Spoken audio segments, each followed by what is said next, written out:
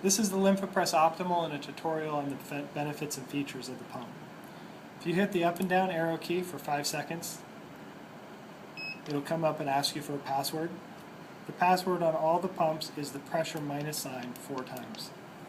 That will allow you into the inner workings or the guts of the compression pump. There are 4 different features here: pre-therapy sequential, sequential, pre-therapy peristaltic, and peristaltic.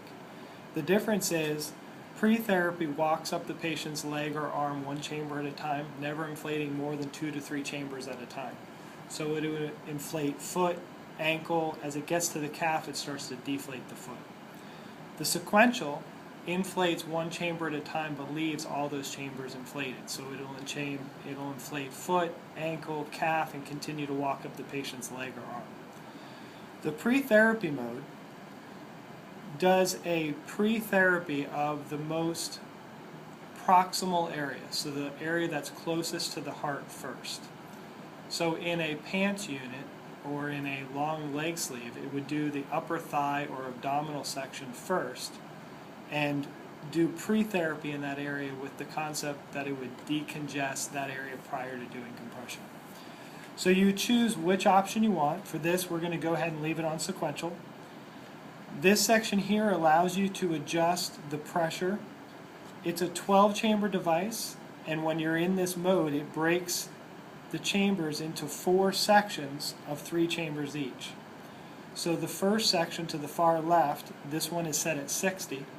This means at the toes, this compression pump will inflate at 60 millimeters of mercury. We can come over here and increase that pressure all the way up to 90. Or bring it back down. In this case, we can't go any lower than 60 because the chamber set below it is at 57. And this pump will never allow you to do what's called a reverse gradient, meaning it will never allow you to inflate more pressure higher up in the leg, because that would not be helpful for a patient, so it could actually be harmful. If you need to decrease the pressure in a lower chamber, the way to do that is to toggle over and then decrease the chambers from the bottom chamber up.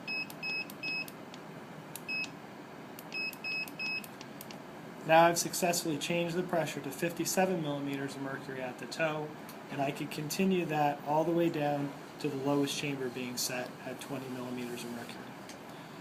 When you're finished setting the pressures the way you want and you've selected which type of mode you want it to be in, you come over here and press the start key, which will save the settings, and that will save the compression pump settings so that when you power the pump off in the back,